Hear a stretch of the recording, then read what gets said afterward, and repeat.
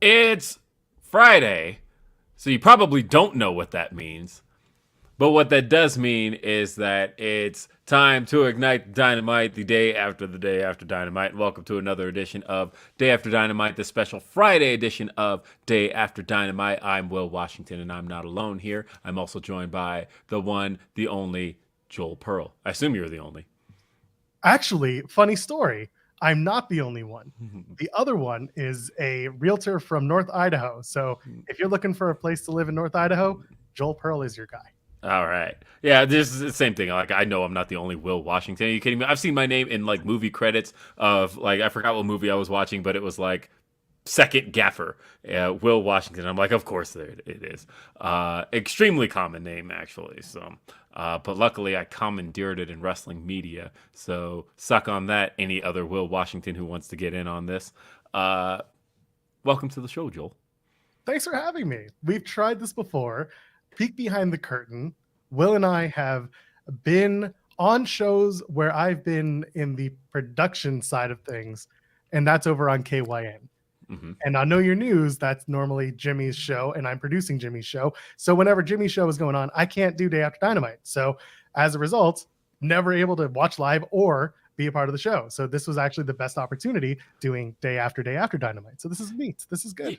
Yeah, and honestly, I wasn't intending on this happening. I wasn't even intending on going to Dynamite this week. But for those who don't know, I went to Dynamite this week. And it was a very last-minute thing. It was pretty much, as I mentioned on Grapsity, for those who do watch Grapsity, I mentioned that I had heard pretty reliably from a source inside AEW that they were working on a really good show.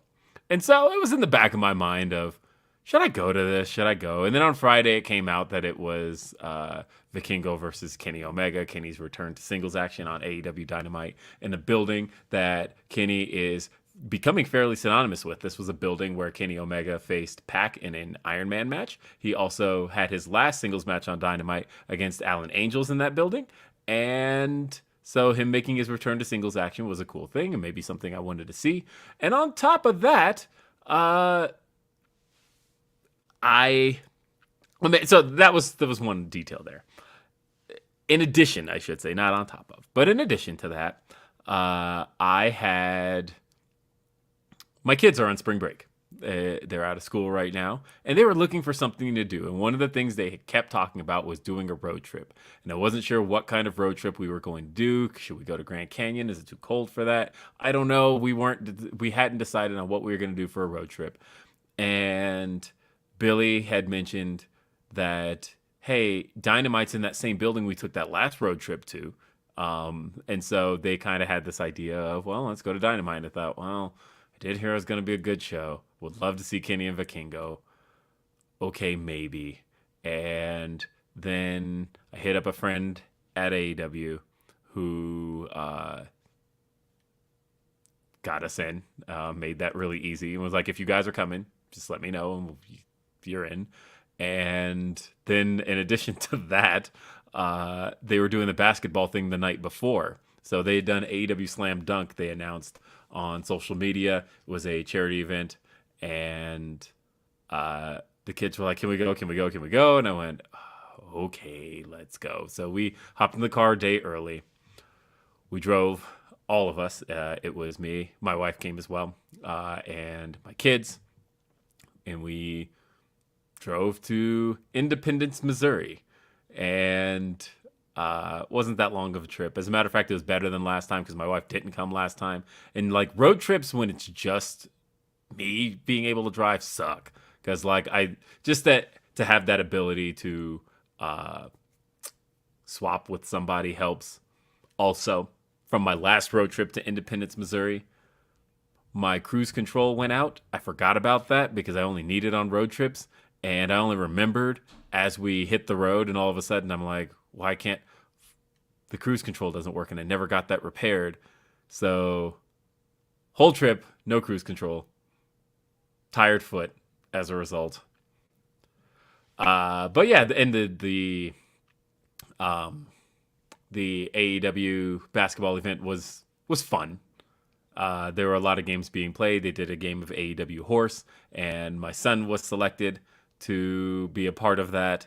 So he got to have a lot of fun taking his shots. He only made like one shot on his own, and then the rest were kind of assisted. There were some other little kids there, and Satnam Singh was picking him up. My son very much did not trust Satnam Singh. He says to him as he picked him up, he's like, I don't know. I saw you hit somebody with a Golden Globe, and uh, I thought that was pretty fun. That was neat. And then my son got interviewed by the Examiner, so the front page article of that has my son's picture, and that was all really cool. And he got to take a picture with Hobbs. My son brought his TNT title, and they traded belts, so that was all good. Mark Henry and Paul White, everybody was good to my kids, and they had a lot of fun. They did the horse game, and then after that, they did the 3-point shootout, and Nick Jackson won the first round of that, but they took the top 3 from the first round, or the top 4. And it was a high school student. It was Nick Jackson, Powerhouse Hobbs, and Colton Gunn, who I didn't know that boy could hoop, but Colton Gunn's got some skills. And so Nick Jackson won that first round, and then they took the top 4 from that round, who I just said. And then they all had to do another 3-point shootout. And in that second round, Colton Gunn almost knocked everybody out. But then the high school kid killed it. He absolutely knocked out Colton Gunn, and he ended up winning. Those kids were all really good. And then the final game was a game of knockout. They did 2 rounds of that. It came down to Nick Jackson and another high school student, and Nick Jackson beat him. And then in the second round, it came down to Nick Jackson and Satnam Singh, and Nick Jackson beat him. So Nick Jackson won both games of knockout. It was great stuff.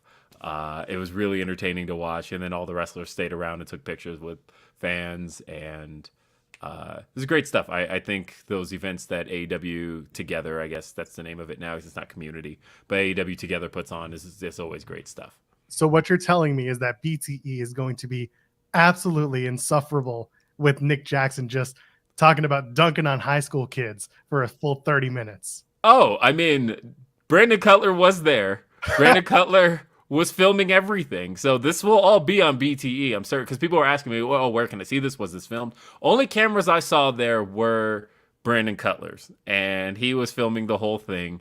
And I saw, even after Nick Jackson won, I saw him say something to the camera, so we know that's there. Brandon Cutler also participated in said contests. Orange Cassidy was very good in all of it. He very much Orange Cassidy'd everything. And so you'll see how that all plays out. I think Brandon Cutler's stuff was probably filmed by Nick Jackson. I wasn't seeing who was filming the stuff he did, but Brandon Cutler did some very fall on his face type of antics. That's And awesome. yeah, they entertained the fans there. And it was good stuff. It was good stuff. Also, some stories came out this week.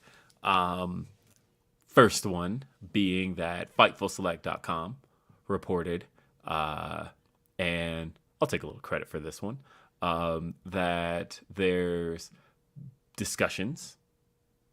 And I would even go as far as to say a little bit further than Sean's story says, that they are pretty solid discussions. I would even say very likely happening, that All Out will not be, for the first time, at Now Arena, formerly the Sears Center.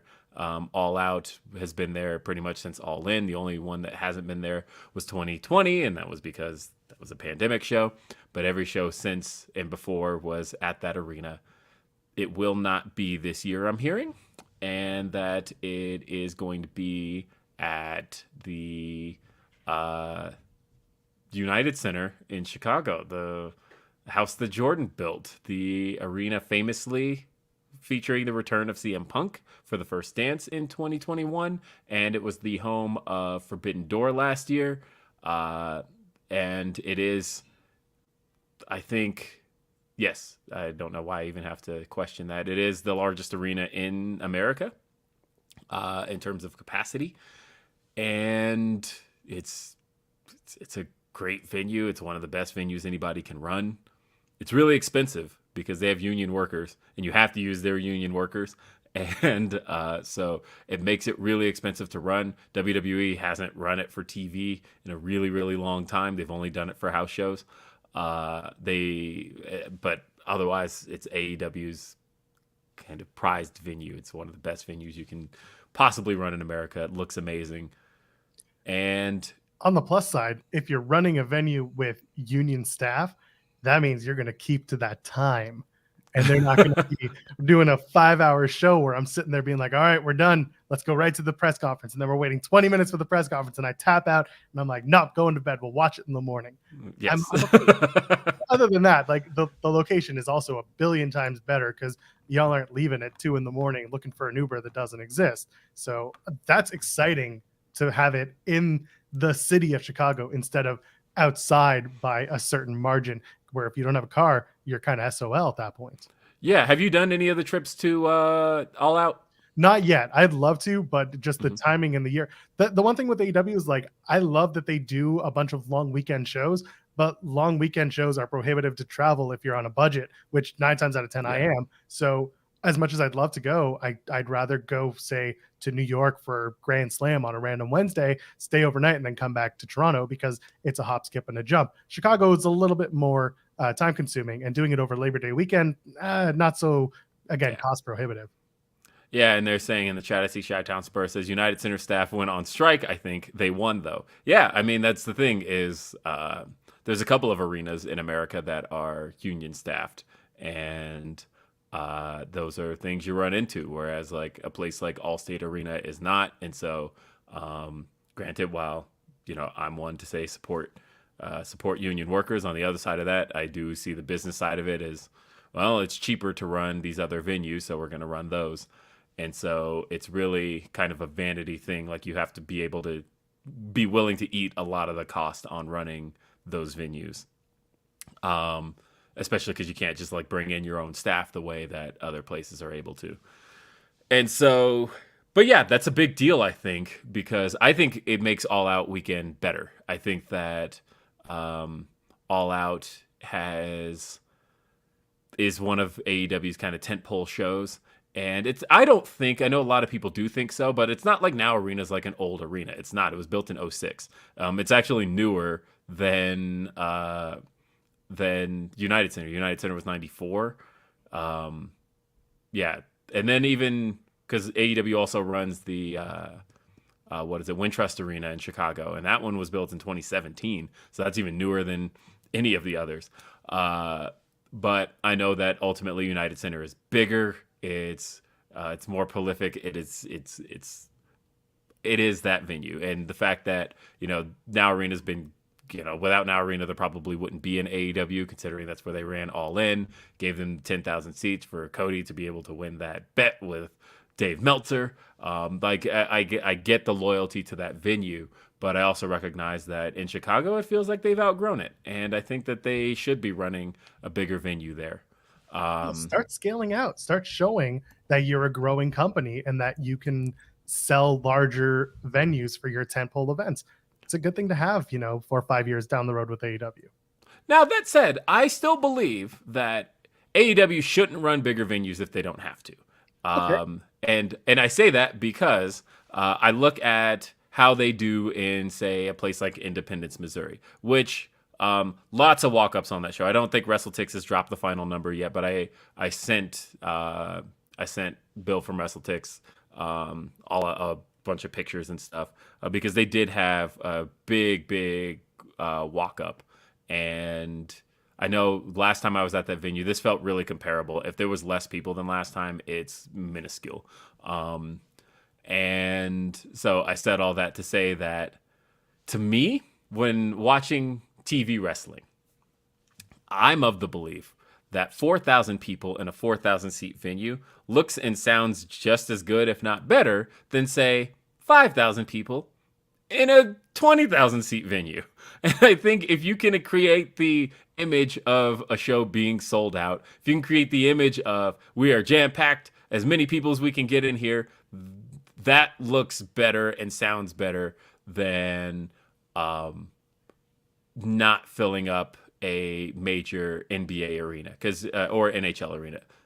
Look, first of all, Will, look who you're talking to. I cover Impact for God's sake. Yes. I know.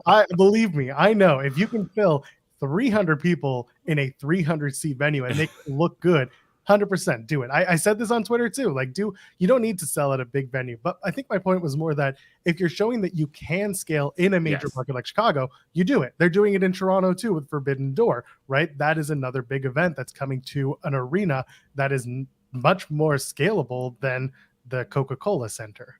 For sure, absolutely. I think they proved that Coca-Cola Center was probably not the right venue for them for Dynamite back in what was that, September? Or no, it was October. Back in October, I think it was first week of October. But compared to they're doing Scotiabank Arena, and that place they just sold out for Forbidden Door very quickly.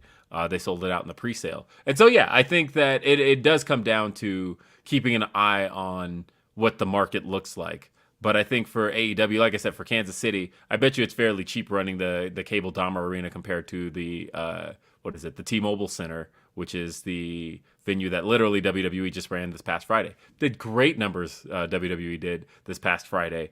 But I think when you're looking at them on TV, I thought... I just watched Dynamite back finally this morning, and looking at it, I was like, I thought Cable Dahmer Arena looked great. I think that as long as you're able to do those pan around shots where you're showing a sea of fans, the only time to me any wrestling on TV looks bad is, and it's almost like you have to have a trained eye for it, is when you recognize that they're not doing pan around shots and... it's because you can't.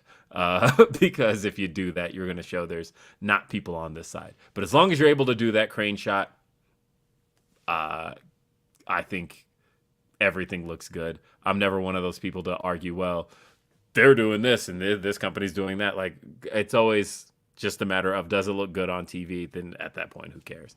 We've got super chats, and if you want to send us your super chats, youtube.com/Fightful is the way to do that. And while you're there, leave us a thumbs up. You can be like Orion Ben 666 who says, so who's doing the Stokely Walk of Shame next? And look, I thought Stokely was very good on this show. And so much fun. Dude, yeah, you just hit it. I loved it. And we'll have stuff to talk about with that. And then as far as another thing you can do, by the way, that was the thing I meant to bring up, is send us your Humper Chats. HumperChats.com is the way to get those in. For some reason, Humper Chats logged me out because of the power outage we had here. So give me a moment to bring those up. I'll get to the Humper Chat shortly, but you can send in a super chat and be like our friend, the Pro Wrestling Podcast, asking any news on when tickets would be available. I know that... So let's see. Let's do some math here. The show is in September.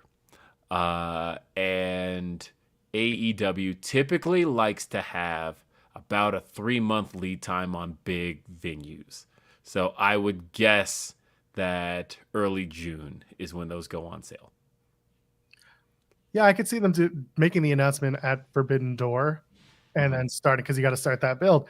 That would make the most sense, yeah, and that's end of June. Well, so, yeah. Well, yeah, I would say early June though. I think they'll do it before Forbidden Door because usually I think they want to try to avoid, for the most part, Forbidden Door kind of throws off the schedule. They typically want to try to avoid, especially for the traveling crowd, announcing a show while still trying to sell tickets to another. But with Forbidden Door pretty much sold out, I think they're fairly safe to being able to announce and putting tickets on sale for All Out. And it's a long lead time at that point. Yeah, that's what I'm saying though. 3 months is typically what they want to do for major arenas. Right. And like, I'm surprised that we really cut it this close on Forbidden Door, but hey, they did it. And so good for them. But yeah, I would guess June, maybe July. So yeah, I think even thinking about it now that you said that, I bet you they do announce stuff at Forbidden Door. Let's see. And Ashay says, on that note, got my ticks yesterday for Forbidden Door. Hyped, nervous, and excited as all hell because it's my first live wrestling show attending ever. Whoa! Amazing. Good start. That's a great start. Yeah, I saw the word nervous and I thought, what are you nervous about? But I remember being nervous for my first wrestling show, actually. My heart was in the pit of my stomach, actually. And I was 13. Do you remember what your first wrestling show was? I think my first wrestling show was 2001 November. I went to a Raw in Ottawa, Canada. And it was just before No Mercy. I think it was the Go Home to No Mercy 2001. Okay. So it would have been October then. Then it would have been October. My brain is foggy as best. So yeah. So mine was May of 2001. April of 2001. And it was, go figure, we're talking about go homes. Mine was the Go Home Raw to Backlash that year. The main event of that show was Triple H, Austin, Edge, and Christian versus the Hardys, Undertaker, and Kane. Big 8-man tag match, which sounds insane for a Raw today because we're talking about all Hall of Fame level talent. But yeah, that was the first televised event I had attended. I guess I had attended, like, I had been to indie shows and like other stuff like that before then. But that was the first TV event I went to. The Raw that I went to was October 15th, 2001. The main event, Booker T and Stone Cold Steve Austin versus Kurt Angle and The Undertaker. I remember again that that was the time. Rock was an undercard match. Was like an hour one crossover match. That doesn't even make sense today, but I'm sure there's matches we're seeing today that, in hindsight, people are going to look at and go, "That's a match you got on TV." That's how it goes, though. Taz. Sorry, we're back to AEW now. See, I keep an inventory of every event I've ever been to and who I attended it with, just for the sake of, I don't know, it's just for the sake of looking back on stuff, and I'm always nostalgic and things along those lines. So like, even though it depends, because I don't know who I should count certain events with, because like I have Revolution here, and like I went there with Denise, Phil, and Reg, but I didn't sit with them. So I'm like, do I count that? Like we rode together, but then I had a seat separate from them. So I don't know. That one I would say kind of on my own. All right. So we got a number of Humper chats, and I want to make sure I read these. So we will start with, give me just a second. We will go with Shot Kid. Not Shot Kid. This one is from Joey, Bag of Donuts. I assume this was for us. If not, whatever. Says, AEW desperately needs to make us more informed about wrestlers from other promotions. They did this with Forbidden Door, and they did it again Wednesday with Vikingo. They assume we all know who these people are. I've never heard of him. Make us care. That might have been for the AEW post show. Which, either way, fully disagree, especially now that ratings are out. I think that the way you can be made aware sometimes is via the match, via the appearance. That is you being made aware.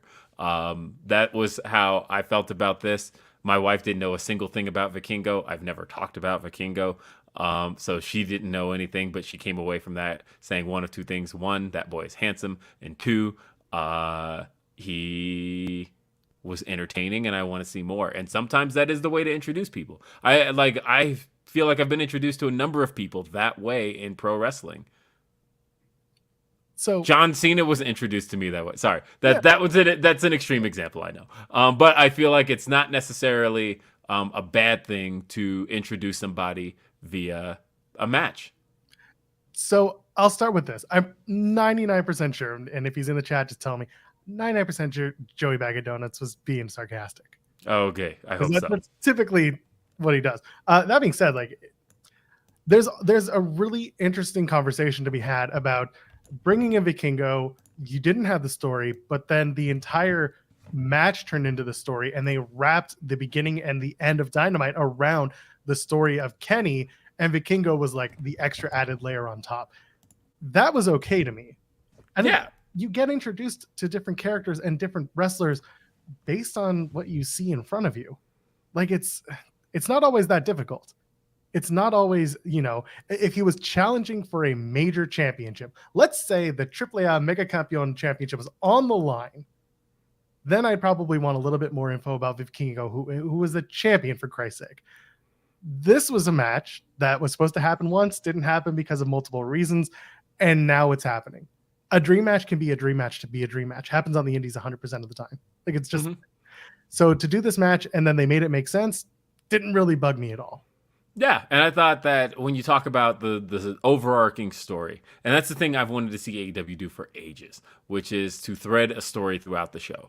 I've always said from a storyline standpoint, I have different answers for most categories, but talking about from a storyline standpoint, my all-time favorite episode of Monday Night Raw had a story that kicked off the show, threaded through the middle of the show, and closed the show. And it made its way through multiple angles, and that's how I like stories told. And so for this angle to have encompassed so much of the show, to be a part of the beginning of the show, to be a part of what the Blackpool Combat Club did with the Dark Order, and then to kind of wrap up the show, and even having another layer to it, which was the fact that Don Callis is trying to pull Kenny away from the Bucks. Kenny wanted to be with the Bucks at the beginning, and Don Callis told him no. And Don Callis trying to get him to focus on the singles match because singles Kenny is back. You're not being a part. You don't want to work with the Elite anymore. I don't want you there. You're going to focus on singles action. It's going to start with this match tonight. Everything tied into that story, even with the story beat at the end with Hangman that we're going to talk about here shortly. So I liked all that stuff, and I think that that's the stuff that works best. Continuing on, let's see. We got another here. This one's from Trey. It says, "What's good, Will? Now hear me out. I saw a theory that whoever attacked the Bucks is a mystery. We think it was the BCC, but what if they deny it and it's a mystery until the pay-per-view, and the attacker is revealed to be none other than CM Punk? Thoughts?" I refuse to believe that CM Punk's return angle is him sneaking around backstage, beating people up.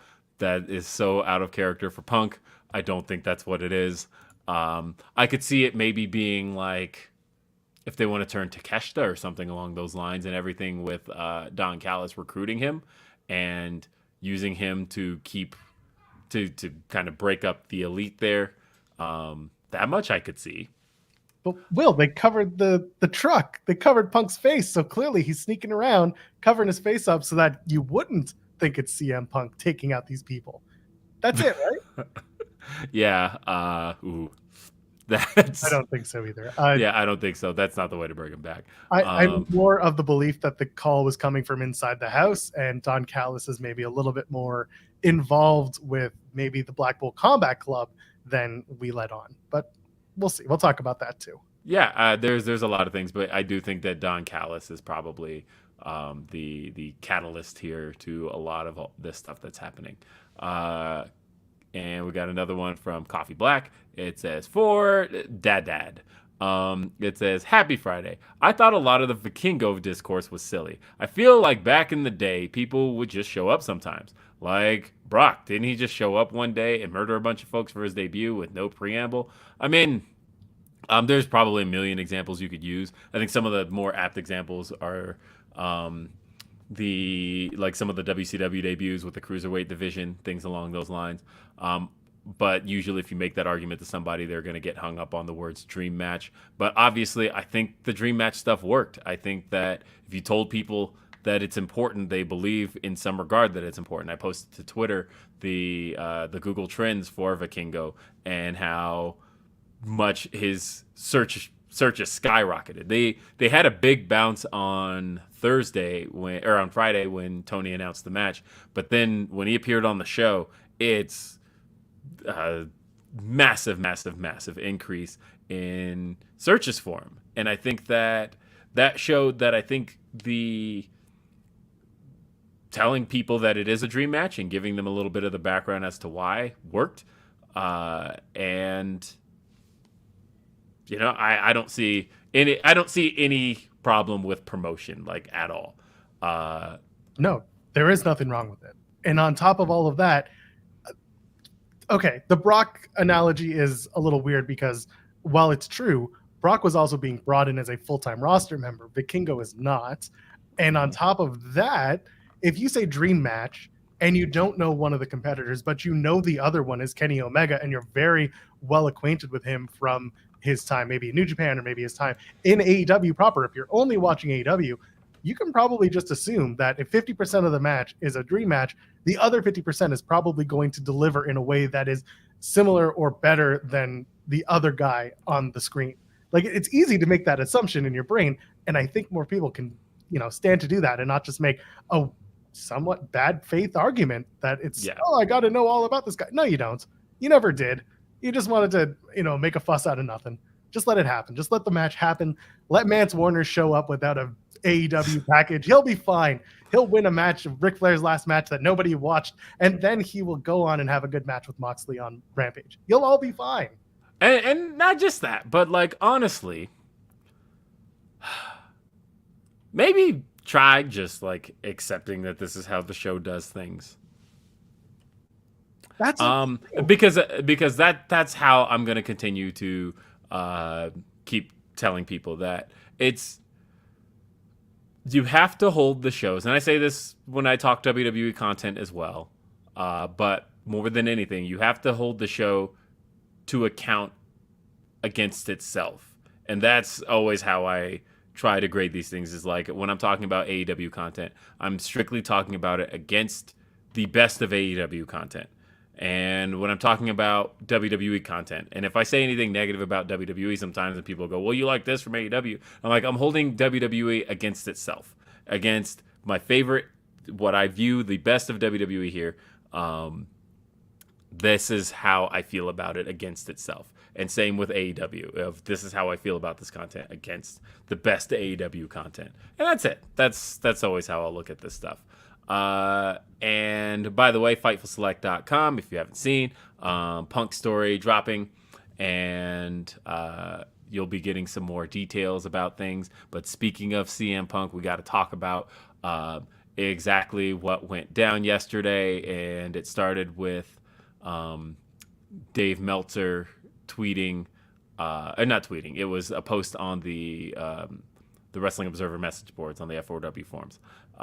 And he had posted about some of the details around All Out. And I just want to pull this up and kind of read it verbatim just to give people some context on what went down here. But so bear with me 10 seconds while I find it word for word, just to make sure we get everything correct here. This is a long one. So we start with Meltzer's post. He says, do you know why they didn't advertise Punk versus Moxley longer and why it had a short build? Because Punk agreed to it. Then AEW got a legal letter saying he wasn't down with it and wasn't doing it. There's a typo here. And they didn't know if he'd come until Tony put his foot down. There are a lot of nice things I can say about him, and you can absolutely argue his position on Moxley was correct, but you can't argue he willingly did what he was asked in that scenario. And then Punk almost couldn't resist. And Punk posted an Instagram story that stayed up for all of a minute, but it was long enough for everybody to screenshot it and for it to make all the rounds. And here came CM Punk, who posted to Instagram, sigh. I wasn't cleared to come back to wrestle yet. Then plan was to wrestle at the pay-per-view. I sat and listened to Moxley's Rocky 3 idea. I explained how I'd never seen a Rocky movie, and I thought the idea sucked, but if the boss wanted to do it, whatever. He said he wouldn't lose to me. I'd never experienced someone refusing to lose to me. I just laughed. I asked Tony if this was what he wanted. He said yes. He's the boss. So I said okay, but I need to be cleared first. They kept saying it could just be a squash, so I didn't need to be cleared. I scoffed at that. My health is important. Dave Meltzer is a liar. Jericho is a liar and a stooge. There were plans, but plans always change. But I'll never put any company above my health ever again. A lot to unpack there. Yeah. And it's taken a lot for me not to make Z-Pack jokes, so I'm not going to. But there's a small little piece of me. Hello. Oh, and good timing right here, huh? Great timing. Yeah. So I just dropped what I would consider a pretty major story on CM Punk. Will knows the details. We discussed them earlier, and there's a ton in there. Like it's on FightfulSelect.com. Please subscribe, but of course, check out this show later on. You can check out the Q&A show because I'm sure you guys are gonna have lots of questions about that. But this came as a big surprise to people in AEW. They didn't see this coming, and they were very much like, well, shit type of thing. But in our update, we've got stuff on his injury, the issues with Hangman Page, the Instagram post. He has had talks with AEW. Information on that is on FightfulSelect.com. We have info on his New Japan visit, straight from the person who booked that New Japan visit. The squash match, rumors that he and Kenny Omega spoke in the days after. We've got more info on Brawl Out. I thought that was done. We've got more info on what happened at Brawl Out. It's just, this is. I was already putting together a report because I was like, it's been months, right? Like, even if there's no news to update, I'll see what I can get. And I thought, okay, you know what? Dax is talking to me a little bit about it on the air. Obviously, he ain't going to talk to me off the air about it, but then I was like, oh, okay, well, we'll run this next week. Well, no, we won't. Because, Punk posted that Instagram thing. Oh, boy. FightfulSelect.com. It's a big story. There's a lot of details in it. Highly recommend. Man. Punk going scorched earth again. I don't know whether or not he thought better of it or if somebody said something. It was gone so quickly that who really knows? But in that, a lot came out that has fans kind of split on things. Punk fans feeling a certain way about Moxley all of a sudden. And you want more clarity? I seriously recommend hitting this Fightful Select article. Sean did great work here. Yeah, Thank you, guys. Sean Rossap, everybody. Glad he came in. And guys, I don't know how to tell you this. Actually, I do, because I've had to say this a lot. Not a work. It's not. This isn't 4D chess. It's not. Not in this case. There are certain things that have become works over time. This is not one of those things. There are certain times when you talk to people and you have to know the type of conversations you're having with people that you can kind of disseminate when they're working you and when they're not. Simple as that. It could become part of a story. Now, it ain't part of any story. That's all it is. And for those of you in the chat, it's like, nope, totally what they're trying to do. Promise you, beyond a shadow of a doubt, what you're reading on Select, what you're gonna see coming out, it's not a work. It's just not. Yeah. But again, as Sean mentioned, they have had talks, and it hasn't been the radio silence that a lot of people think it's been. And as far as working toward a resolution, I think that there's some people who want to see that, and there are others who very much don't. And so it's just a matter of, it's pro wrestling. The ideal scenario for me is I just want to see everybody work together, because there's a number of matches I still didn't get to see and a number of feuds I still didn't get to see. I disagree with the idea that, as somebody had posted, I've seen a few people post it. I even saw JD from New York posted it, that AEW is at its best with CM Punk around. Disagree. And that's not a knock at CM Punk. But I think AEW is at its best when it's delivering compelling shows with exciting matches. And to me, I don't even think the best of that material occurred with CM Punk around. Genuinely feel that way. I know that there's wrestlers who watch the show who will either DM me afterwards and agree, or DM me afterwards and disagree. But because I think that creatively, AEW's best periods, the two best periods I enjoyed were the build up to Revolution 2020. I've talked about that. Loved that period. I think creatively they were just firing on all cylinders.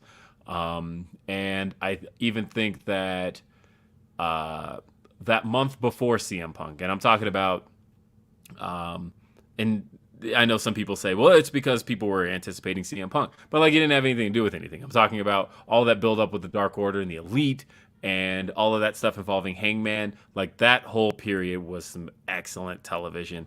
I thought Darby and Ethan Page were doing great stuff. Like that to me, those two are my two favorite periods creatively. It has nothing to do with who was there. It just has to do with the type of show they were putting on, and I think it was just exciting programming. And I think there are periods that Punk was around that probably fall in like third place, but I don't think it's directly tied to just CM Punk being there. I think you put on a good show, you put on good, compelling programming, that trumps any one particular wrestler you could have there. 100%. I'm here for storytelling. Matches are matches, and that's fine. You can tell stories in matches, but I want to get from point A to point B and not just follow one wrestler's journey. As popular as CM Punk was, whatever, there are so many other characters in the AEW world that like I want to see how they develop. And we're seeing a lot of it now, but there was a time where we were kind of sitting around being like, okay, it's CM Punk show. We're not really getting anywhere with this person or that person. Where are they? And now, and I'm not trying to make this a, this is because of CM Punk, but my point really is, as much emphasis as was put on CM Punk, there are still so many more talented, or just so much more talent around AEW that there are stories to tell, and we're not going to lose, we're not going to lose a ton with CM Punk being. Well, and a good thing is like right now, I am very much into this Elite Blackpool Combat Club story, and I think that again, you're doing a story where you're giving me great matches, which we had the main event last week, and we had the main event this week, and you're also hooking me with a great sense of what happens next. That's all I need. I need to see what happens next. And as long as I feel like, God, I want to know, where's this going? That to me is pro wrestling. That's what hooks me the best. And if I can ever leave an episode wanting to know where things are going, I think professional wrestling is winning in that sense. And so let's talk about All Elite Wrestling Dynamite, Independence, Missouri. I was in the building. The primary reason I was in the building.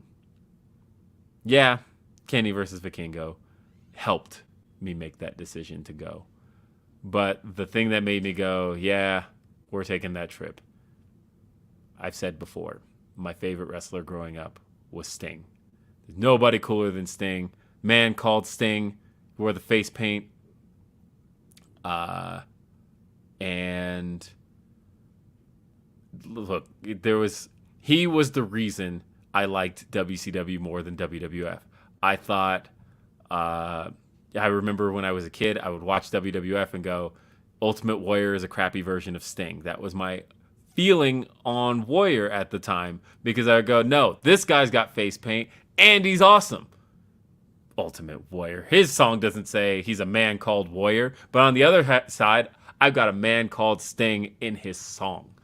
And so that was a big part of the reason that I was a WCW kid. And so I watched,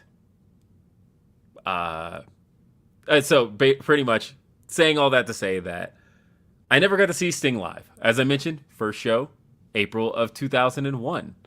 WCW went out of business in March. So I did not get to see Sting perform live. And I didn't attend my first WrestleMania until 32.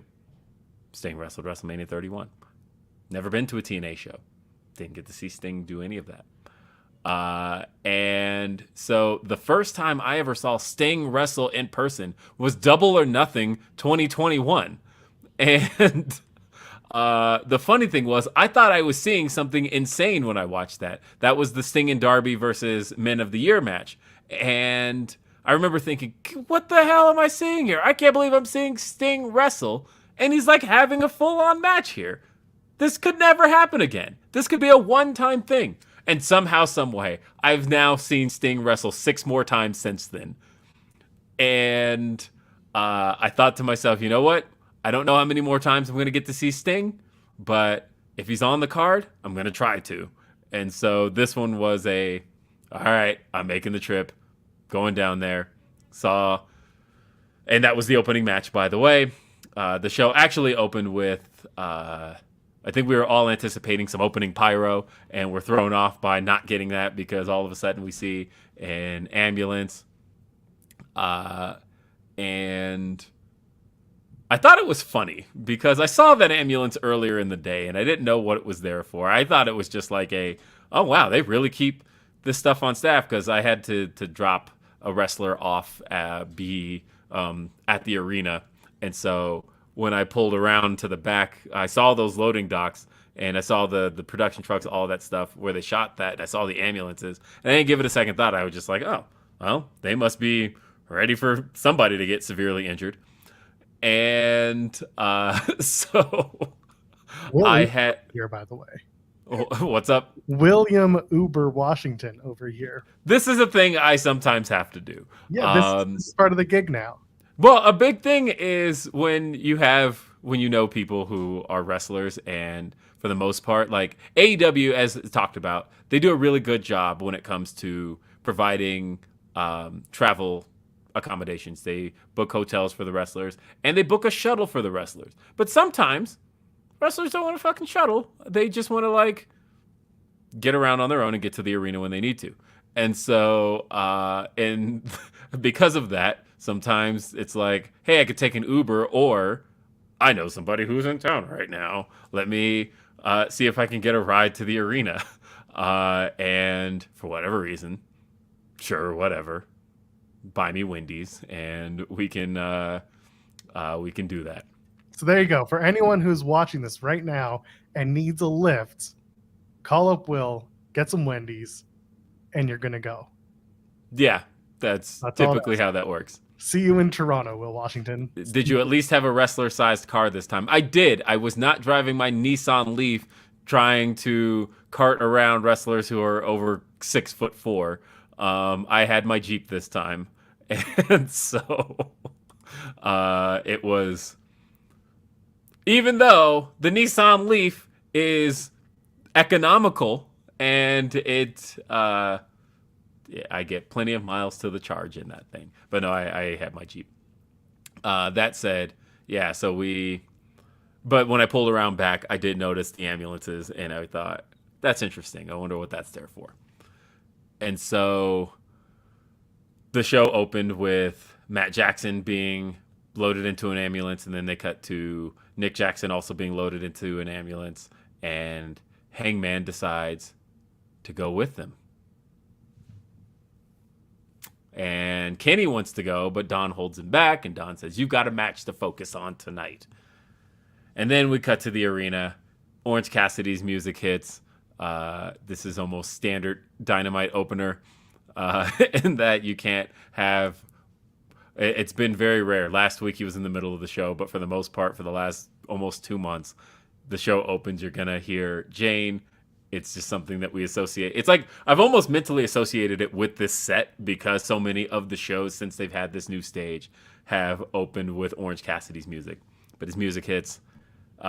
They brought back Orange Cassidy Pyro, which I was really excited for. I tweeted about that a few weeks ago when I remembered that at All Out he did have Pyro, and it was literally just like a lazy and then smoke, and we had just one little boom. And it was great. He had his face half-ass painted. And here came Orange Cassidy, followed by Darby. Big pop for Darby. And then everyone on their feet for Sting. And I was so happy to see Sting. Let's go. Can you get me the scoops on Sting's bomber jacket choice?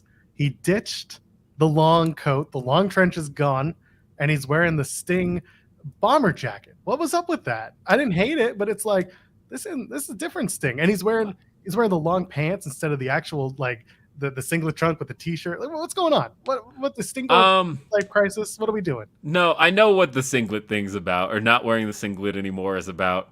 But I might be revealing the magician's secrets if I do that, so I'm not gonna say that. Well, then I'll just shut my mouth. Yeah, but as far as the jacket was concerned, he looked cool. I don't care. He looked cool. It was Sting, and it should have been a leather jacket, or not a leather. Sorry, it should have been a denim jacket, a black denim jacket, and with the Sting logo, but with him giving the thumbs up. And we had them they teamed up against the Butcher, Blade, and Kip Sabian. They came out to Kip Sabian's music. It took me a second to even realize what is the tie between Butcher, Blade, and Kip Sabian. And then I thought, oh, that's right. That Penelope Ford was with them. And I thought, Penelope, Bunny, okay, this kind of works. I like that. And Van Twinblade, by the way. We got a few super chats. I want to read these. Deontay first says, just wanted to say, yo, great show. Dynamite, always fun for me. Good to see you, Joel. Will, always happy to see you, fam. Much love, guys. Thank you so much, Deontay. Always appreciate you.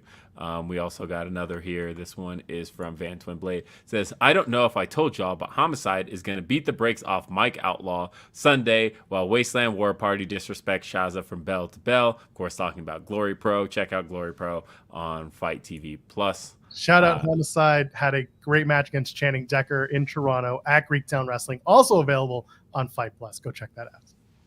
And Jennifer Griffin says, opening of Dynamite, Rampage, or Cocaine Bear. That's true. One of those three things you are going to get. You're guaranteed at the beginning of Cocaine Bear and likely Dynamite, sometimes Rampage, but you will hear Jane at some point. Rampage was pretty good this week. I liked Rampage. But it was also just like, oh, I had to take some digs, actually, before I asked Joel about the match.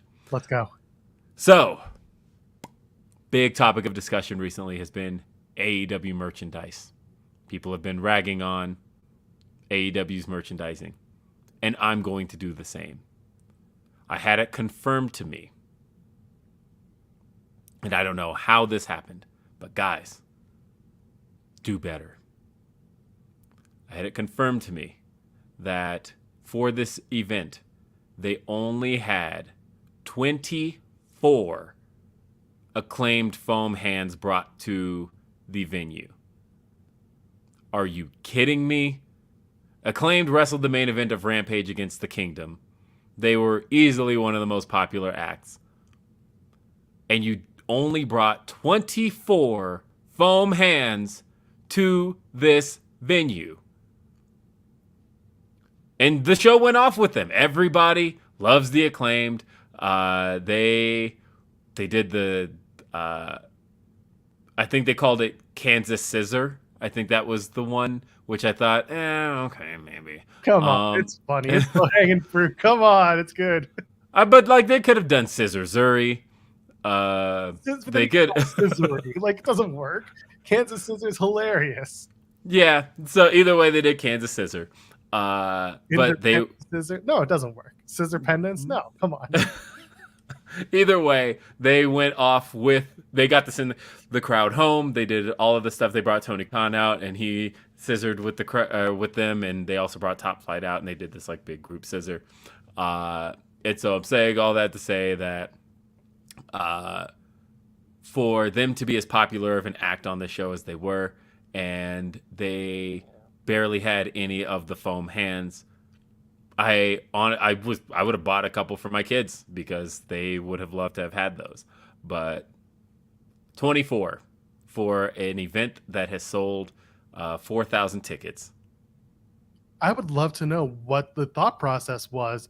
We only have X amount of people, therefore we assume only so many people are going to like what are the analytics that go into taking so few of one of your hottest acts newest merchandise? Like what are you thinking?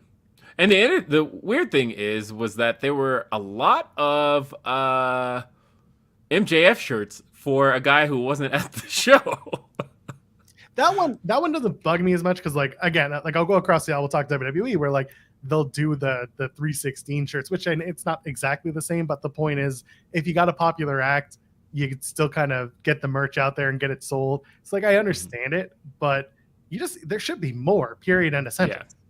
Yeah. Mm-hmm. And then also they don't have any kids merchandise. Like that's the other thing too, is that, there were a lot of kids there.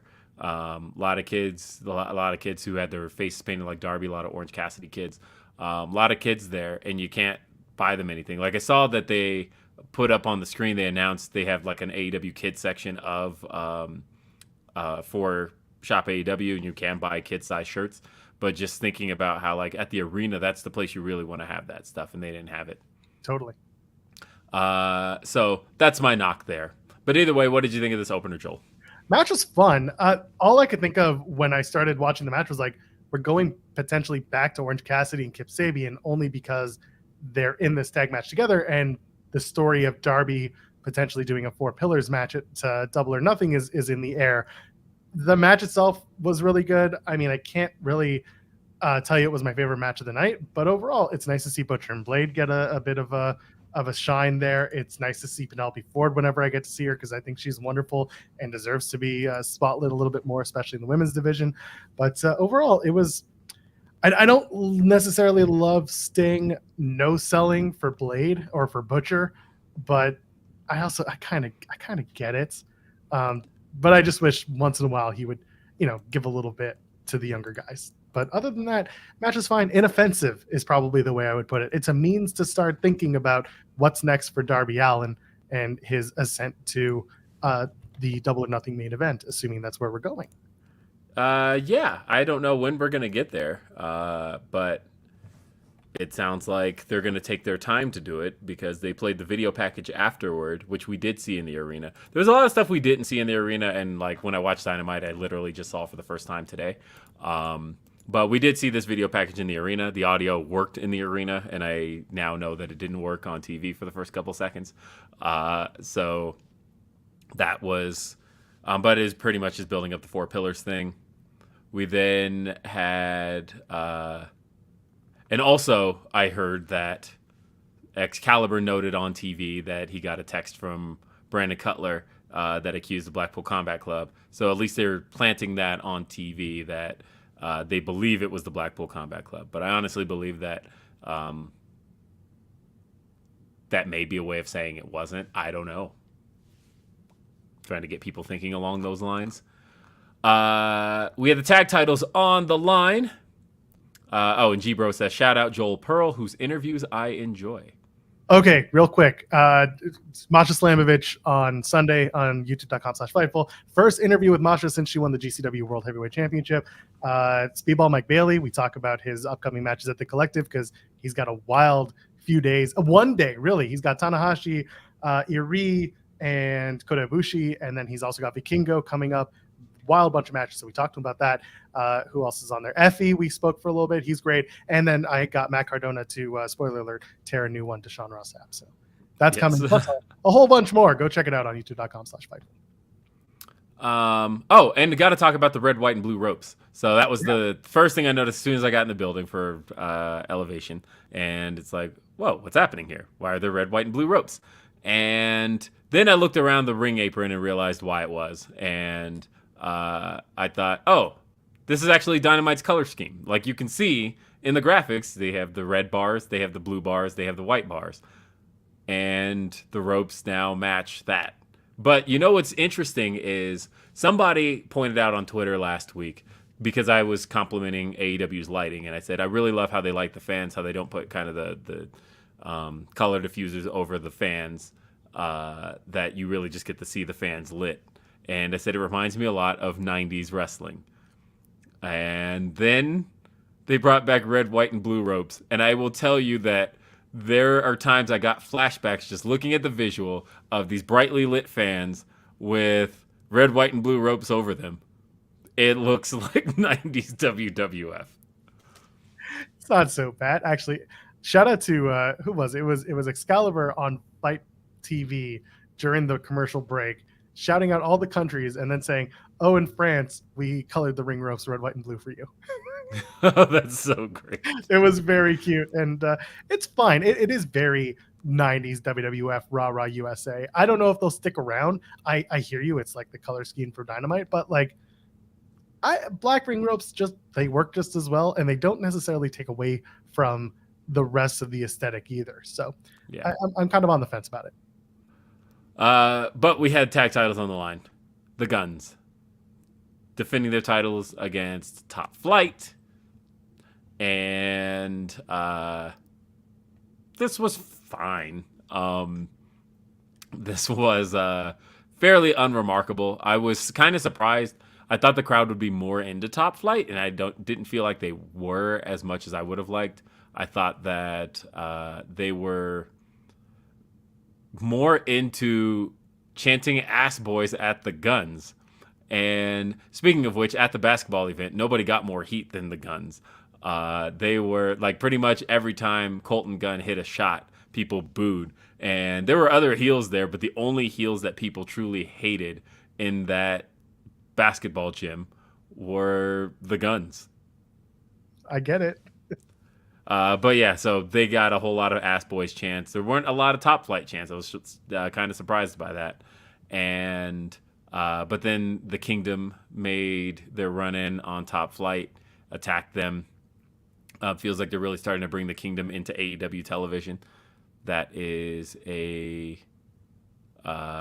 that's a good thing. K-Dog asks, out of curiosity, when you go to a live Dynamite, do they tape Rampage before or after Dynamite? It's always after. I have said that there are times where I would like to see it before. Grand Slam is a great example. Grand Slam. Or I think they should have split it at Grand Slam. I think if you're going to do a 2-hour Rampage, do 1 hour before, 1 hour after. Absolutely. And I think that would have been the best way to maximize that crowd. But as far as, and then there's the other thing. There's the thing you guys will see it if you watch Elevation this week. I'll talk about that in a minute. Actually, let me finish with this match. But yeah, so the Kingdom makes a run in and costs Top Flight the match, and then they're chased off. The Guns celebrate, and they're interrupted by one Ftur, where they make their way out, and before they can even say a word, they are the Guns shut them down. Austin Gunn says, "No way, you guys are not getting a shot at us. There's nothing you could offer us." And first, FTR tells them that if you give us a shot, if we lose, we'll disband as a tag team. And Austin says, "Not good enough, not happening." Then he says, "We'll leave AEW if we lose." And of course, that raises all the eyebrows because there's been all this talk of FTR's contracts being up in April. Well, gee, that's the last Dynamite of March. What could this mean? And the Guns accept. And then they offer a handshake and spit in FTR's faces. First off, what did you think of the tag title match? And what did you think of this segment afterward? So let's start. Or not segment, promo. Yeah, so let's start with the match. This was, again, going back to inoffensive matches, this was a story beat more for the Ring of Honor Supercard show because you've got Top Flight as part of the Reach for the Sky ladder match, and you've got the Kingdom as part of that match as well, along with a bunch of other teams that are not important to at least what we're talking about right now.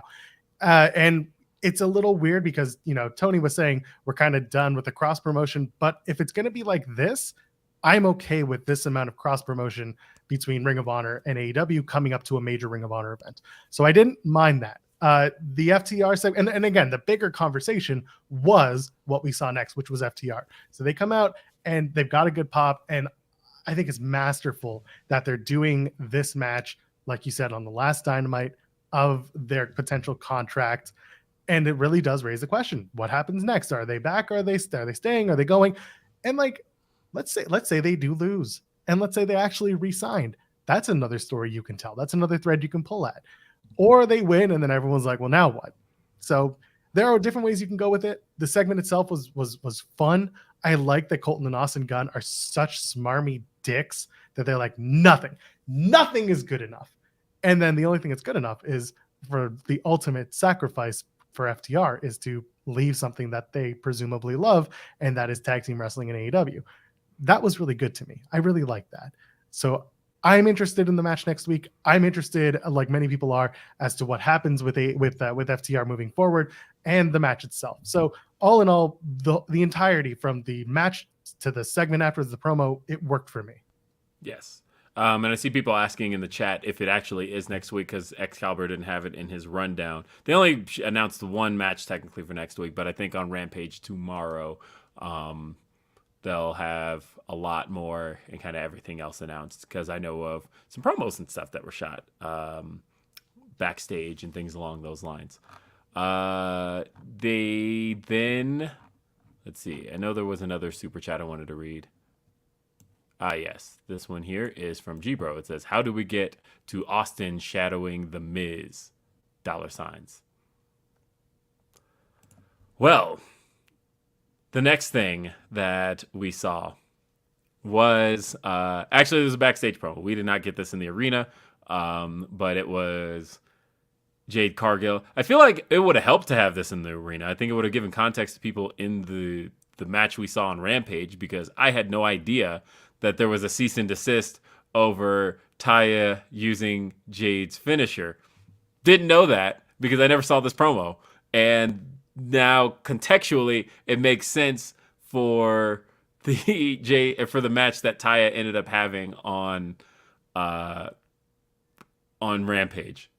It felt like you should have known if you had watched Rampage this past week.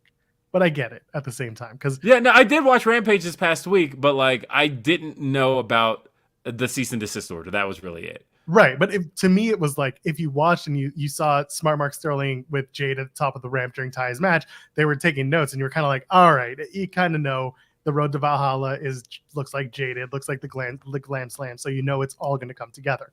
But I get it. I think if you're in the arena and maybe you're not making the connection, yeah, I can understand why it's a little strange not to show that particular segment. It's a good story to tell for an introduction. Taya has been using that move forever. Jaded has put away almost all of her opponents, and or at least that move has you know what I'm trying to say. Jaded's been the end of almost every match she's done. So this works. Now Taya has other moves she can do to knock you down and take you out. Or do they want to tell the story of, you know, Jaded without the road to Valhalla, you can't win the match? Which to me would be kind of foolish because Taya Valkyrie has been in this business for much, much, much longer than Jade Cargill. So I would actually like to see them get it turned around. Have Taya come out with Johnny Lawyer, and he's got the reverse Uno card. Jade can't use the Jaded, and then she's got to find a new way to beat Taya. But we'll see what that happens. We'll see. So what I talked about as far as Elevation was concerned was there's a match on Elevation where it's all kind of centers around the fact that Ethan Page is very sad. But his sadness is rooted in the fact that Stokely got his and wasn't around. But this was all taped before Dynamite. And so, like, context-wise, you have no idea what was about to happen to Stokely, but I think the fans knew something was going to happen to him since they're referencing it in what they're taping for Elevation. Stokely Hathaway is freaking hilarious. I thought everything here going into this was so good. From Stokely announcing that he's got a doctor's note. First off, he gets Doc Sampson's name wrong. He says Dr. Simpson. And he's got a doctor's note that he's not clear for tonight's match.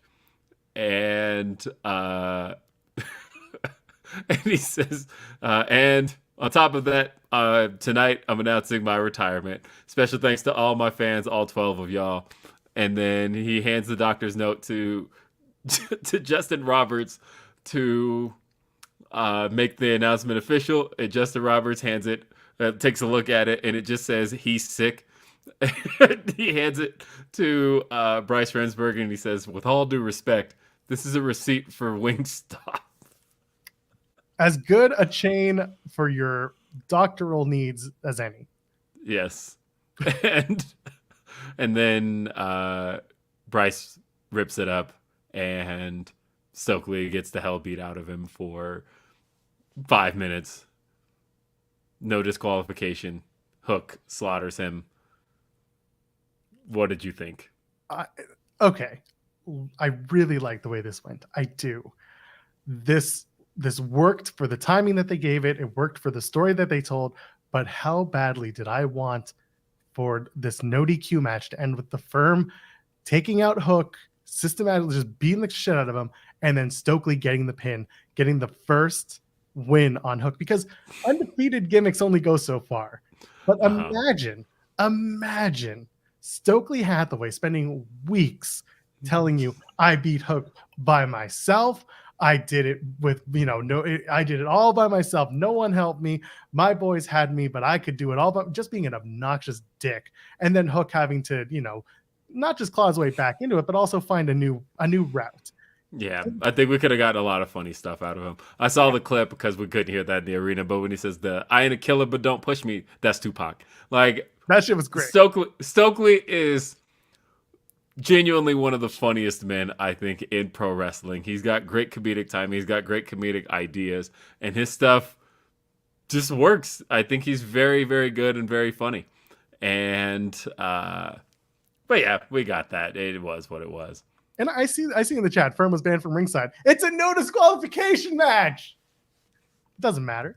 You come out and you beat him. You beat his ass. Nice little surprise for the audience in attendance. We did not see the Adam Cole up next graphic in the building. And so when his music hits, everybody just kind of leapt to their feet. And there was a backstage thing apparently with Matt Hardy and Ethan Page. Didn't know that. I had no idea that happened. It was basically them saying, Ethan, you're the only guy who could do this. Ethan's like, drop the paperwork. I'll take on Hook. You're the only one who could beat Hook. He's like, all right, drop the paperwork. Okay. That makes sense. So, yeah, Adam Cole's music hits. His entrance is still really over. People love it. And I am excited to see Adam Cole play a babyface on his own for really what feels like the first time. I feel like we've really never gotten to see Adam Cole at this level getting to play this role. Oh yeah, and they're talking about Tech 9 at ringside. I actually reported that. We actually had that Fightful Select that Tech 9 would be at Dynamite this week. Have you got a bat to swing? What's that? Have you got a bat to swing? So sorry you cut out when you said it. But either way, we have so Adam Cole playing a babyface, something we really haven't gotten to see from him. He's always kind of been tied to Undisputed Era. He's been tied to Bullet Club. He's been tied to the Elite. He's been tied to the Kingdom. And even when he was on his own toward the end of his NXT run, he was feuding with Kyle O'Reilly. It really never felt like he got away from the things that have tied to him. And it was interesting seeing him out there on his own, not in a feud with anybody from the Elite, not in a feud with anybody from the Undisputed Era, not in a feud with anybody from the Bullet Club, and on his own being a babyface. This is like a first for him, and it actually feels really interesting. And so Adam Cole is interrupted by Daniel Garcia. And I have to say, I was initially against back in October, at the Toronto show. I didn't like the idea of Daniel Garcia staying with the Jericho Appreciation Society. But I think this promo-wise was some of the best work he's done. And I think him being this character here, to me, is a little bit more appealing than I think what people wanted out of him, which was joining the Blackpool Combat Club and being a pure wrestler. But I actually think he was great here. I think that even him slipping up and saying pro wrestler, and then the crowd giving and then he says sports entertainer. I will say I got a little bit worried when Adam Cole said that he doesn't like the company that Daniel Garcia keeps in the Jericho Appreciation Society, and I went, no, don't, not Adam Cole and Chris Jericho, please, not Adam Cole and Chris Jericho. Not yet. Definitely not his first feud out. Don't do it. Stick with the Jericho Appreciation Society and House of Black. Do that. Trios titles. Keep that going. Adam Cole, give him something else. Please don't do this. Shane. Will, hold on. Mm-hmm. You're a gamer. Mm-hmm. You love Super Nintendo. You remember Super Mario World? Mm-hmm. You remember when you completed certain parts of the Star Road, it brought you to the back entrance of Bowser's Castle? Yeah, that's what we're doing to get to Jericho versus Adam Cole, baby. So get ready, because we're on the Star Road to Jericho versus Chugs. Oh, yeah. Please. No.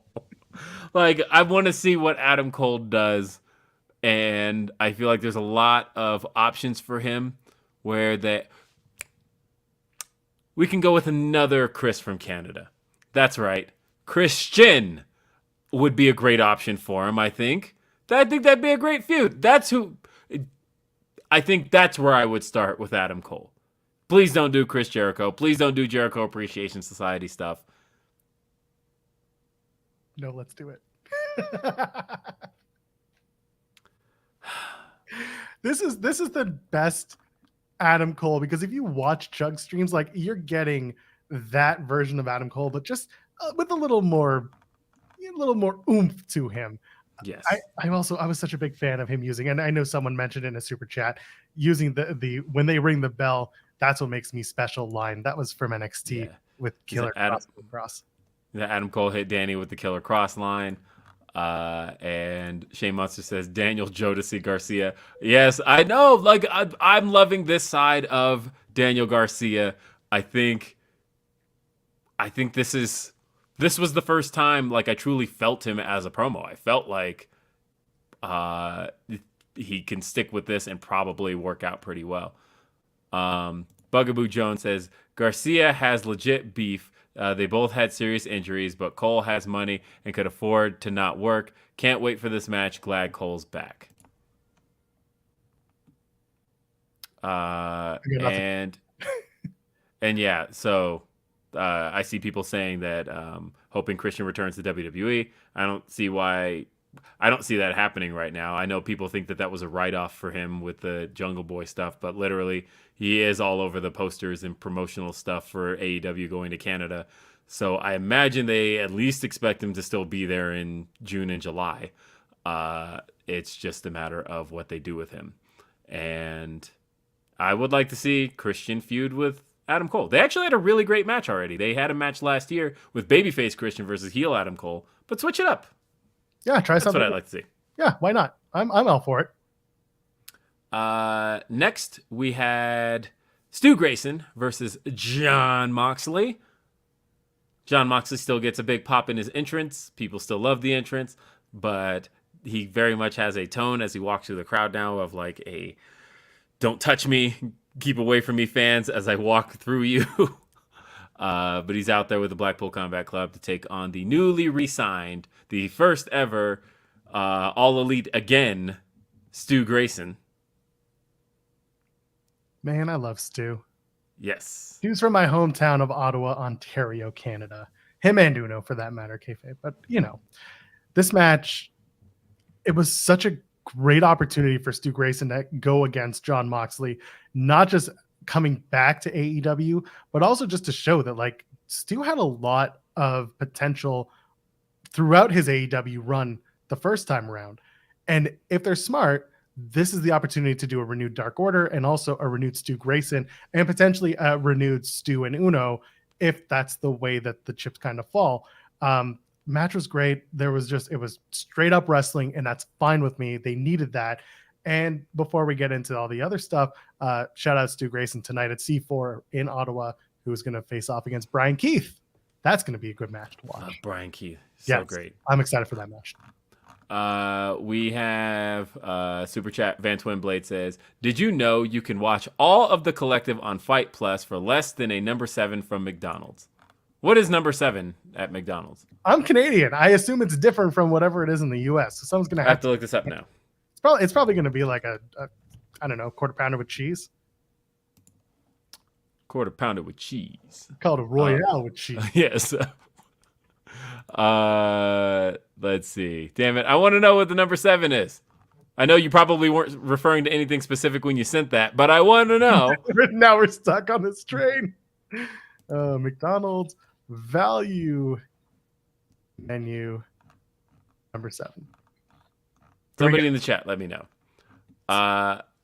And so, yeah, I like this match. I like this match a lot. And I think continuing the story and keeping it going throughout the whole night with the Blackpool Combat Club and the Elite and the Dark Order, I think was the right call. And I think this was a great way to showcase Stu. Hell, Stu, had he not gotten distracted by the action, by the everything happening outside and having to dive onto the outside rather than getting to dive on the Moxley, Stu might have had the match won. Who knows? But that definitely set him back. Heel Moxley is really proving to be something. And as I got excited for last week, I'm still of the belief, I know there's been some debates as to what it is, but I still fully believe that the biggest, most important feud AEW's had is Kenny Omega versus Jon Moxley. I think that's still their top feud. And I kind of love the fact that we're in a place to revisit it now, but with the roles swapped, with Kenny as a babyface and Moxley as a heel. So that's dope. I like that. Chat's filling us in on the number 7.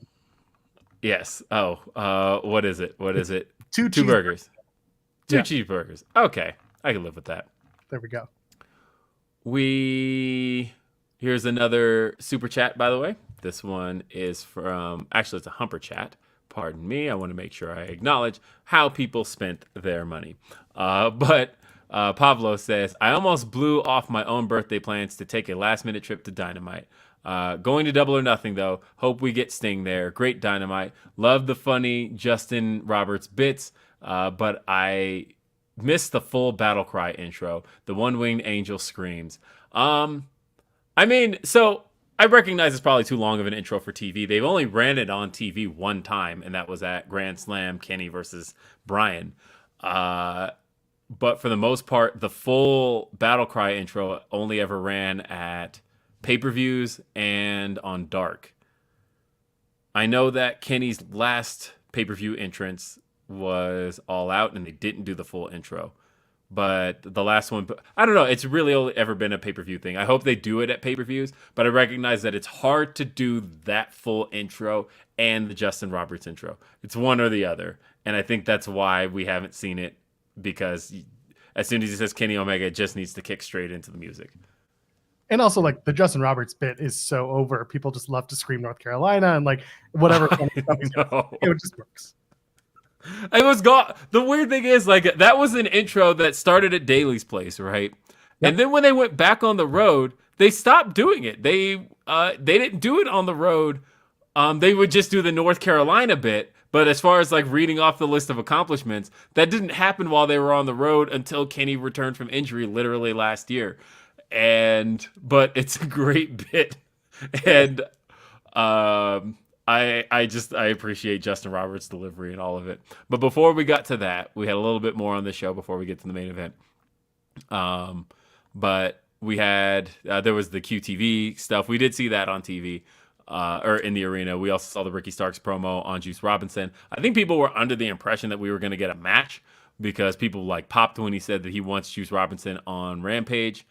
And spoilers, it didn't happen.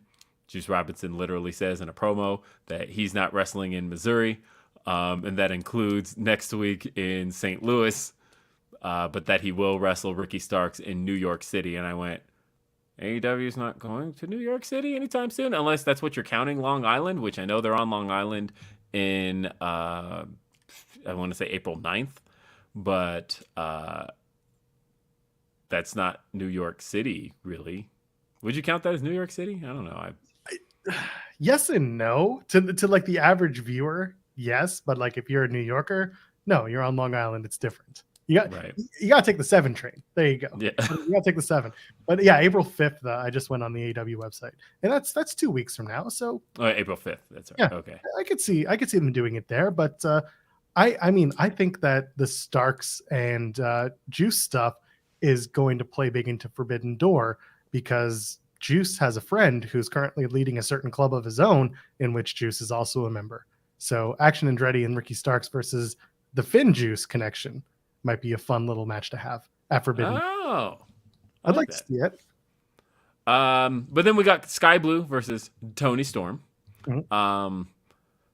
I kind of hate Sky Blue being in this role because at some point I feel like she needs a win, and they keep trotting her out to basically get beaten by the ladies of the. As a matter of fact, she's lost to all three of them now. Is there nobody else for this role? She's something like 0-21, I think I remember hearing. and someone's going to pipe in and just be like, she's young and she's new in her career. She can take the L's.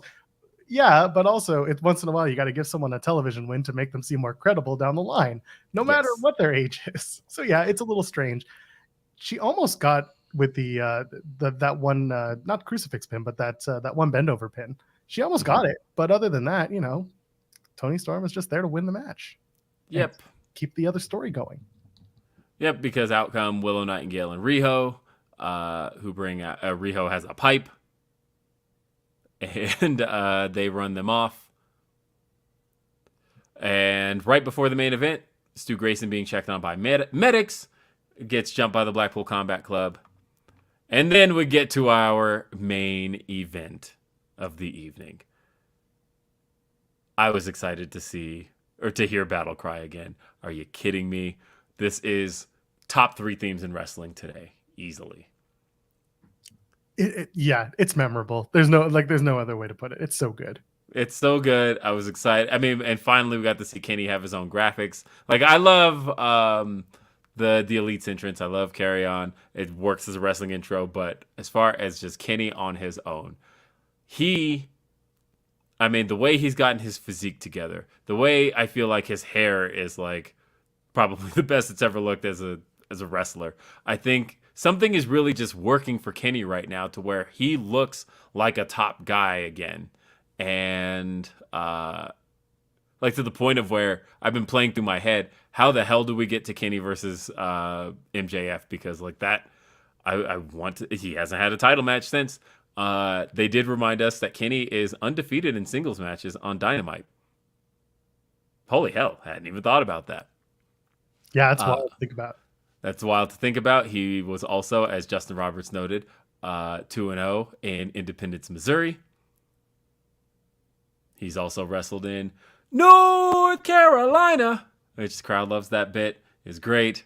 But the match gets started immediately. Vikingo is there to show us what he can do, and he dives onto Kenny before the bell. And this match was just kind of non-stop. Which is what you would expect. And again, I go back to the discourse, which by the way is a stupid thing to talk about. But anyway, the entirety of this was like, yeah, sure, you want to keep poking the bear. Well, then the bears are going to show out. And that's exactly what they did. And that's exactly what they were supposed to do. So all of a sudden it's like, oh, why don't I have a billion photos and videos of this guy building me up to like, oh shit, I should go out of my way to go find this guy now because he just turned me on to whatever it is he does. So this match had to start hot, and it stayed hot. And you know what Kenny did that was just perfect to make this a shining match for Vikingo? He stood there and made everything Vikingo did look good. And he did. He sold like crazy in this match. They knew exactly where to go, what to do, and where to be. And Kenny was a perfect base because Vikingo can always hit those moves. He can always hit those spots. And Kenny's the right guy to stand there and take it and sell it.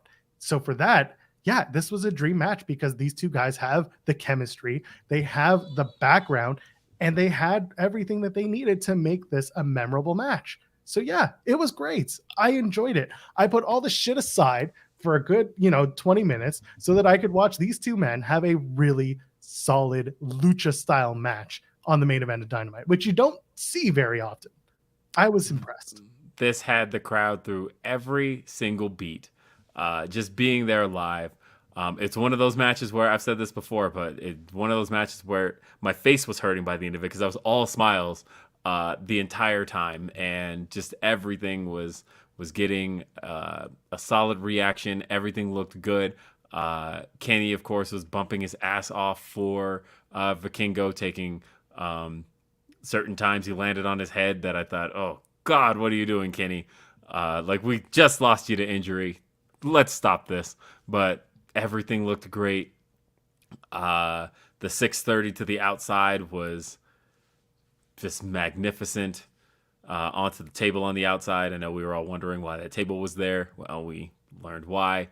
But ultimately, Kenny's offense is also unparalleled. We saw Kenny hit multiple V-triggers. He won the match after hitting a V-trigger and a one-winged angel on Vikingo with 5 minutes to spare in the show. How could that be? No, we had to go home early. There was cable news on TV or something, right? Yeah.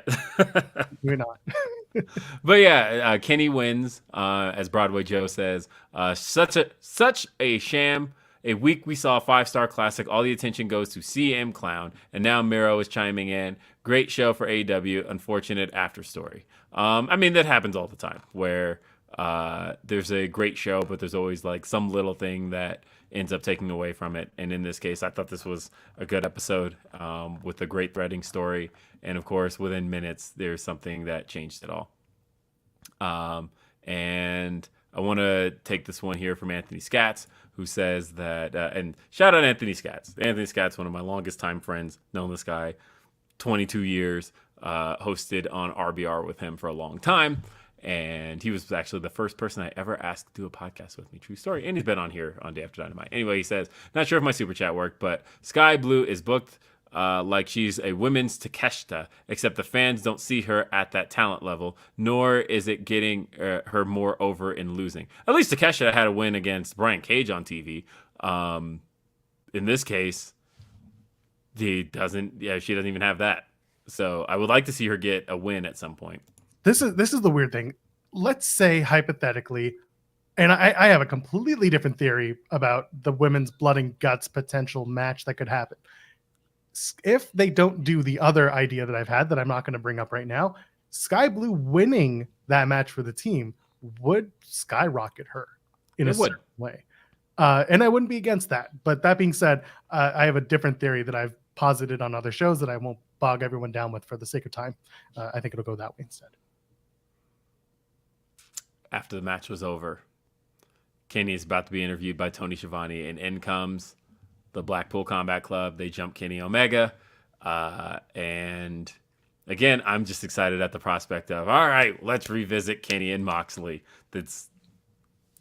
I'm excited. And then the ambulance returns. Hangman gets out of the ambulance. His music hits. He comes down with a 2x4 with a nail. Somebody watches The Simpsons. And he clears the ring. But as Don Callis is trying to pull Hangman back, Hangman kind of pulls his arm back and Callis flops onto the ground. Kenny turns around and sees that. Callis notes that he tells Kenny that it was Hangman who did it. Kenny doesn't believe Hangman. He believes Don and walks off with Don. So we don't get our reconciliation. Crowd boos. They are unhappy that we didn't get our moment of seeing Kenny and Hangman back together. That's off for one more week. Probably a few of them. I mean, I like this. I like keeping a story going that I'm interested in and keeping me wondering what's next. That's all I want to see. It's clearly the same story as Sammy and KO, right? Well, no, I think the point here is that while a lot of people were expecting those two to get right back together, this story also needs to fester and kind of bubble over in its own way, where the eventual payoff of those two either hugging or fighting each other until they figure out what happened, that's the payoff, and that's okay. I don't want to see Hangman and Kenny immediately embrace and be besties again. Some of it's going to play out on BTE, and we've already seen it start. But I'm like a little on the fence about having Don basically do things that Kenny can just go back and watch on the TV show if he goes back, And hopefully he does. I hope that like next week Yeah. Now, granted, it has always been a running gag on BTE that Kenny doesn't actually watch Dynamite, That's and right. so that could play into that. But of course, that's something you'd have to explain on TV. Because as far as TV is concerned, I don't know. I'm interested though. I'm hoping that next week Kenny is at least aware. Yeah. But that more just continues to drive the wedge until we find out what Don Callis is really up to. Yeah. But so far, I'm having fun.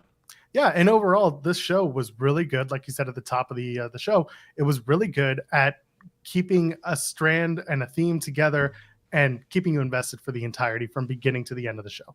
And I like that in my wrestling too. This was the best episode of AEW Nitro I've watched in a while. Yes. Well, speaking of which, how did it do in the ratings?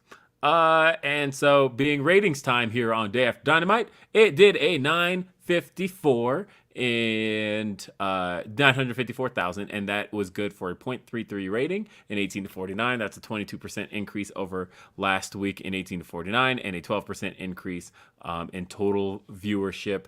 That's one of the better performances that the show has done in 2023. But the bigger story, which I typically don't have in time for Day After Dynamite unless we start the show an hour late, but we do have quarter hours, which since it's the next day, this was the interesting thing. Did Vikingo draw for the show? Because that was a big point that people were making of if you don't promote him, if you don't, and granted, I said on Grapsody this week, I don't think I got to say this on Day After Dynamite, but if you don't watch Grapsody, hear me here. They did not confirm Vikingo for the show till Thursday. That I did confirm. That is how that went. They didn't know he was going to be on Dynamite until, for sure. I know it was something they were working on, but it was something they couldn't promote until after last week's show had already been taped. So saying all that to say that the highest quarters, 18 to 49, were the final two quarters. The final three quarters. Final three quarters did well for them. And in terms of overall viewership, the show held pretty steady. I think this is the most steady I've seen a Dynamite in ages. It started with just over 1 million. Second quarter dipped to 894. And then it basically hovered between 980 and 969 for the rest of the show. And that, to me, is... I thought that was good. I think that was exactly what it needed to do. Derek Gordon says, all Don has to do is show Kenny the Full Gear match between the Bucks and Hangman. I think you mean the moment with the Bucks giving Hangman the go-ahead to hit the buckshot on Kenny. I imagine by now Kenny has seen that. And I hope so anyway. I hope that's some of his confrontation or something he would confront them over. That's something to eventually finally bring up and bring the story back full circle. Look, I love Elite lore. I know it's not for everybody, but I am just in on Elite lore. Yeah. We also had AT says, Joel's a bit of an AEW hater. Based on what? Because I mentioned WCW? Have y'all watched WCW in, say, I don't know, 97, most 98, 96? Let's go back there. Come on. I'm not saying it's AEW Nitro 2000. No, when I say it, because when I say something's a Nitro ending, I'm usually referring to peak Nitro. Because I thought last week, the way it went off the air, like the way Nitro go off and made me go, wait, I'm not done. And, I want to see next week. That to me is peak wrestling TV. Yeah. And that's what I want to see. I'm just curious. In what world am I suddenly this AEW? Listen, y'all go back on my tweets. I'm honest about my critique of all wrestling. Doesn't make me a hater. I want wrestling to be good. I want it to be smart. I want it to be better than it can be.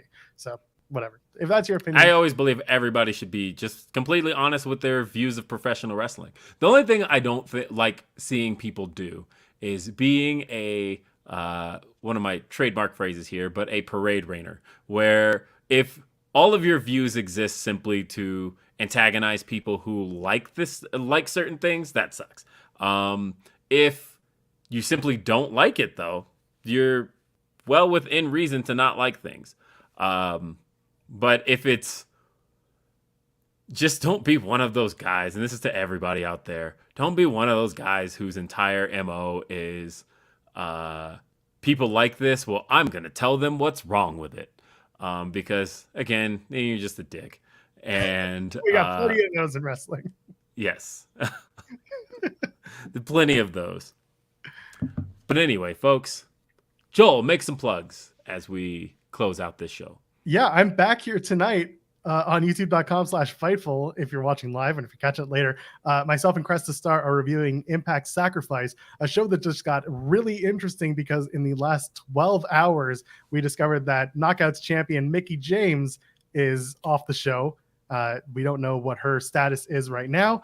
And we also found out this morning that Impact World Champion Josh Alexander has a torn tricep and has vacated the Impact World Championship. So as a result, the matches that he was in for the foreseeable future are basically now Steve Maclin matches, including his Rebellion match in April. So we'll be covering Impact Sacrifice, which is tonight. That post show will happen after Sacrifice goes off the air. Crest and I are on youtube.com/Fightful every single Thursday night after Impact Wrestling. And if I'm not here, then I'm over on Fightful Overbooked. Go to FightfulOverbooked.com. That's where this show got its start, by the way. And then Sean Ross Sapp was like, we're taking Will Washington to the main. Go to FightfulOverbooked.com. You'll see the stars of tomorrow today. I'm not ripping off another company when I say that, I promise. Yes. And everywhere else, I'm at Joel Pearl, JoelPearl. That's right. Either way, hopefully nothing else spells disaster at Sacrifice. But I can't think of Sacrifice without thinking of Steiner Math. Oh, don't worry. Cresta has a big surprise for our post-show listeners and watchers tonight. So maybe you should check out the post-show. Absolutely. You're on Five. Check out the post-show tonight. Also, be sure to check out Grap City tomorrow. That is at noon Eastern, 9 a.m. Pacific, youtube.com/Fightful. Also, as far as this show is concerned, I know it's been out of its time slot this week, and it's going to be out of its time slot next week as well, because I will be traveling to Los Angeles next Thursday for the old WrestleMania week. So therefore, next week's show will actually be a special Dad After Dark, in which this show is going to air at midnight Eastern. So technically it's still day after Dynamite. It's going to be on a Thursday, but it's going to air just a few hours after Dynamite. And it will be Dad After Dark. So join us for Dad After Dark. I'll still try and procure some stories and scoops during Dynamite, so that way I have something to talk about that's newsworthy. But otherwise, it's going to be a special Dad After Dark. So who will join me on Dad After Dark? You have to wait and find out. But until then, folks, we'll see you next time. Have a great day. I'm Will Washington for Joel Pearl. Peace.